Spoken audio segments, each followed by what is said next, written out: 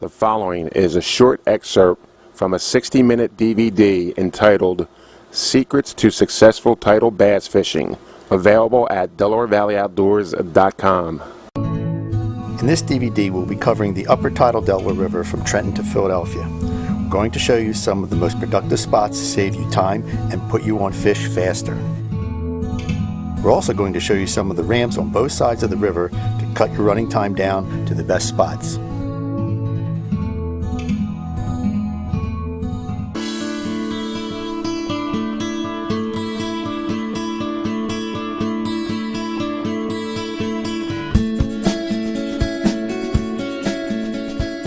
Putting in at Linden Avenue, we travel south 2 miles to what is known as the Paper Slip.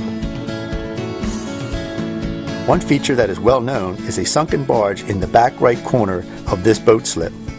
This is a premier spot that holds fish in both high and low tide.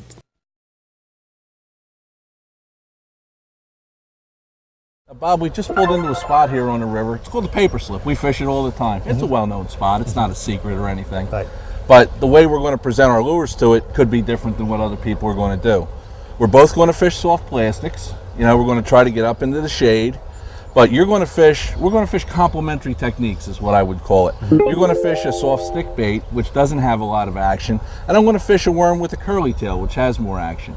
And that's one of the tips we can give to people who maybe are trying to locate fish or something. If you're fishing a crankbait, your buddy can fish a spinnerbait, you know, until you locate fish. Have people fish 2 different types of soft plastics, and that can, you know, really reduce the amount of time it takes to figure out what the fish are doing. And color-wise, you can switch off colors. You get a watermelon. I have a June bug color. Right, dark colors, light colors. Right. Fish will pull off during low tide, but remain close to the structure as long as some part of it remains in the water, even at low tide. When the tide comes back in, the fish will move back on and around the structure. Look for structure like this at low tide and check for water levels. Steve, this is a rather intimidating piece of structure to come up upon. You got all kinds of things going on here. How would you attack it? Is basically, where's the best odds to start fishing it? Well, with high water like this, Bob, or really any water, I would probably start on the outside edges, the big main support beams where you have the long areas of shade come down. And the fish are going to be one of 3 places on here. They're going to be on the vertical beams where they go down to meet the old trestle. They're going to be on the flat deck of the boat, or they're going to be, you know, somewhere on the outside, suspended next to the edges. In order, I would probably say the vertical beams, the flat deck, and then the edges. But with your cast, you could pretty much cover all those places on one cast. And the important thing on it, and you know, we've said this lots of times, is you want to get your bait right up next to it, fall down next to it, and a vertical fall. My lure right now is falling on completely slack line. It's not being pulled out away from the boat. Yeah, it's not pendulum away from it. Exactly. And that is probably the biggest key. Now, if you were to come here on a cloudy day, fish would tend not to be as close to structure, and maybe you would start out by throwing a spinnerbait or a crankbait up there. You know, fish would have a bigger strike zone. But for most days, you really do need to get right up in there.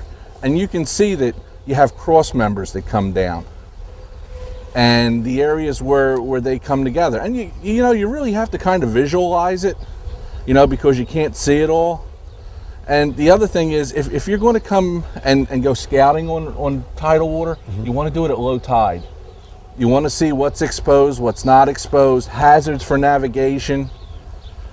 The other thing is, if you were to come in here, and as good as this looks, if it's a complete mud flat at low water and it's mud all the way out past the barge, it probably wouldn't be nearly as good to spot as it is with the fact that it has the deeper water.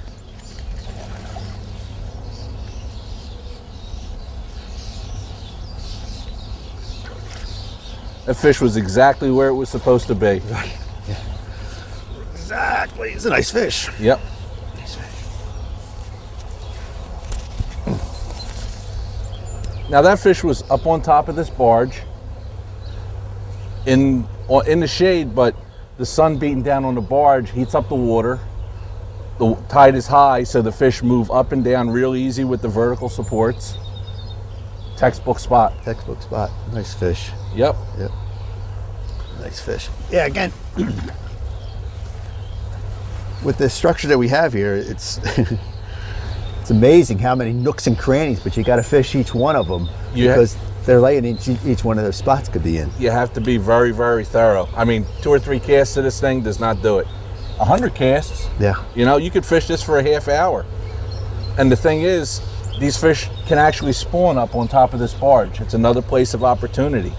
You know, in tidal waters, there aren't a lot of completely ideal places for the fish to spawn. So if they can scratch out a spot on top of a lay-down piling or one of these barges, they'll spawn on that. Yeah, and it gives them also a lot of protection too. Right. And the thing is, I mean, this is what I would call like a dominant cover. I mean, if you look at the rest of this cove, there's some little lay down stuff, there's some gravel and stuff like that, but this just screams, you know, catch a fish. And you definitely have to spend some time on it, you know. We're slowing down, we're fishing some small 4-inch baits. You know, we got a cold front, wind, all that stuff we're dealing with. But once these fish are up to where they're going to spawn, they're not going to leave. No, they're going to just stay in here. You know, they may come back a little bit, they may go a little bit deeper, they might be a little more lethargic. But in tidal water, you can make these fish bite. Where on a lake or a pond, it might be a little more difficult. Yep, there's another one off that barge. Yep.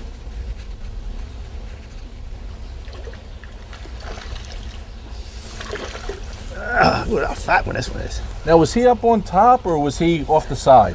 He was laying right off the side, right basically where you would catch them. They're just laying right along that edge. Okay. Right along that edge.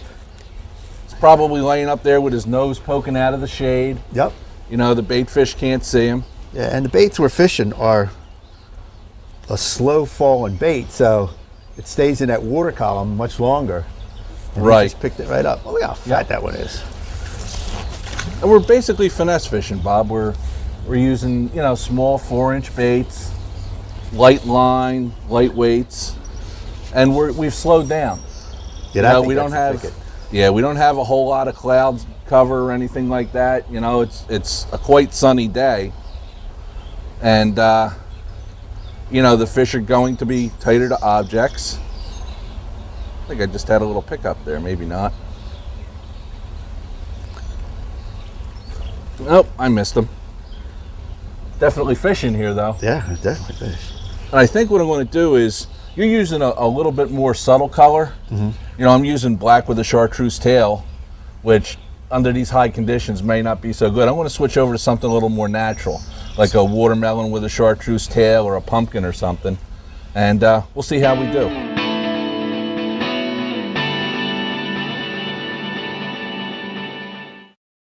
This is one small segment from a 60-minute DVD entitled Secrets to Successful Tidal Bass Fishing. For more information, go to DelawareValleyOutdoors.com.